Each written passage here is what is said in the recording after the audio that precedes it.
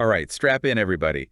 Today we are going way back to 1931. We're diving into Oswald Spengler's Man and Technics. Oh, this is a good I one. know, right? A book from almost 100 years ago about technology. If you weren't expecting that one. Nope. Trust me, this isn't some history of, like, telegrams and whatnot. Right. Spengler, he goes way deeper. Oh, he does. He tackles this primal relationship we have with creating and conquering. And maybe even destroying ourselves in the process.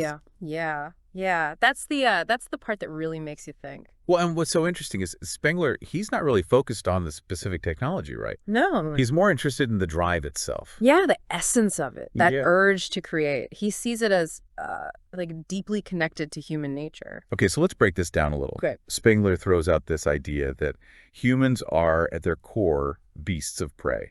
Not exactly the image we like to have. Not exactly. Makes you wonder, though. It does. I mean, do we see that today? I think so. I mean, look at our economic systems, our political struggles, even just how we interact online. Yeah. There's this constant competition, winners and losers. It's like we're wired for it or something. Right. Like it's just built into us. And Spengler even says the thing that really separates us, our hands, that's what makes us the ultimate predators. Yeah. He actually calls it the invention of the hand. The invention of the hand. It's such it's a powerful way to put it. It is. You know, he compares it to what he calls the thought of the eye, which is what you see in animals. Animals observe, they react. But humans, with our hands, we shape things, we control our environment. We're not just seeing the world, we're like manipulating it. Total. Constantly pushing those boundaries, we want to bend the world to our will. He uses the example of fire, which I find so fascinating. Early humans, they didn't just find fire. Right. They learned to create it. It's like this, this early example of us trying to dominate nature. I know. It's almost like this mythic thing, that power over fire. It is. But then we also have to remember, we can't escape nature, can we? No. It's like we're trying to outsmart, our own parent or something. Yeah. It's a tricky relationship for sure. Do you think Spengler would see this playing out with all the environmental stuff happening today? Absolutely. He was worried about that, Yeah. Yeah, that technology could disrupt the balance between humans and nature. He definitely saw that drive for mastery as something that could backfire. Lead to unintended consequences. Or even self-destruction. Okay, so we've got these humans, right?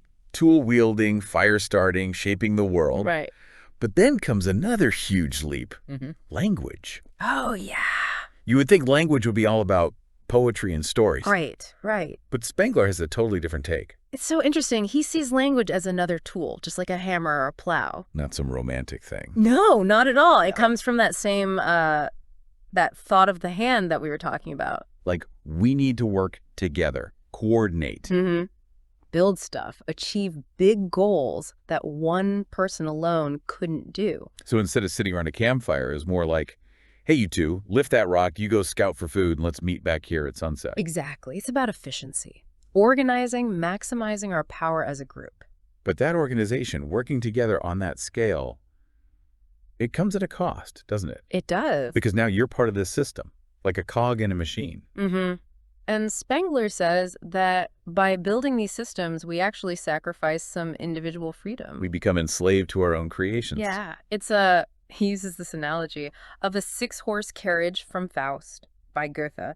Even with 6 horses pulling, it's still your will that's driving them. Right. So we multiply our power, but we're tethered to the system, We trade one kind of freedom for another. Exactly. But are we really free if we're all pulling the same carriage? That's the question. And I think it's more relevant than ever. Look at the internet, social media. Right. Are these tools that are empowering us?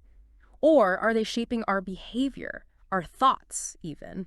In ways we don't even realize. Exactly. Okay, so we've got these beasts of prey, tools, language, systems.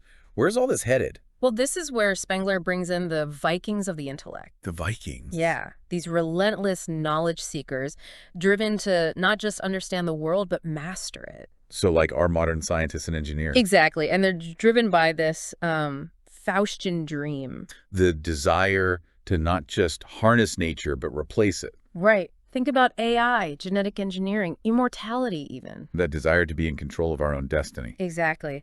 But Spengler has some warnings about this path. Yeah. He talks about the possibility of revolt, the gap between the elite and the masses, and what he calls the treason of techniques. Treason of techniques. Yeah, like the West's technological advantage, it could be lost. Wow. And he even predicted, like, the rise of non-white industrial powers. Economic collapse from cheap labor. And resource depletion. Remember, this is 1931. It's pretty amazing. It's like he was looking into the future. And it doesn't sound so good. Yeah. So where does that leave us? Is there any hope? Well, that's where things get really interesting. And maybe a little unsettling. Spengler doesn't have easy answers. Oh, no. In fact, he suggests this idea of progress, this march towards a utopia, might be an illusion. Wait, so all this advancement, all this work, it might not be leading us to a good place. That's the question he wants us to think about. And it leads to his final and maybe most challenging idea, the choice of Achilles. But I think we need to save that for the next part. It's a big one. Okay, you've definitely got me hooked. We're going to take a quick pause here, but when we come back, we'll explore this choice of Achilles and what it might mean for us in the 21st century. So before the break, we were getting into some pretty deep stuff with Spengler. Yeah.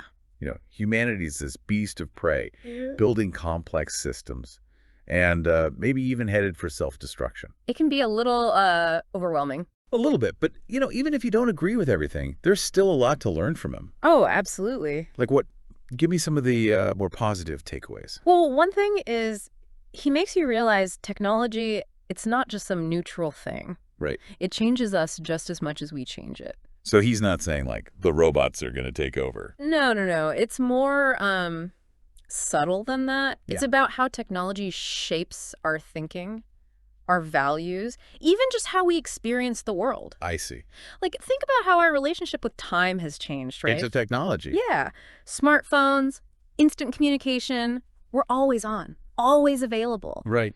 And that changes, you know, our sense of self, our ability to focus, even our relationships. It's like that saying, we shape our tools and then our tools shape us. Exactly. And Spengler's point is that shaping, it's not always good. It's easy to get caught up in the, you know, the excitement of new technology. Right. But there are downsides too. Yeah, absolutely. And I think Spengler gives us a way to think about those downsides critically. He pushes us to ask the hard questions. Like what? Like, what is the consequences of all this? Are we sacrificing something important for progress? He also talked about work, right? He did.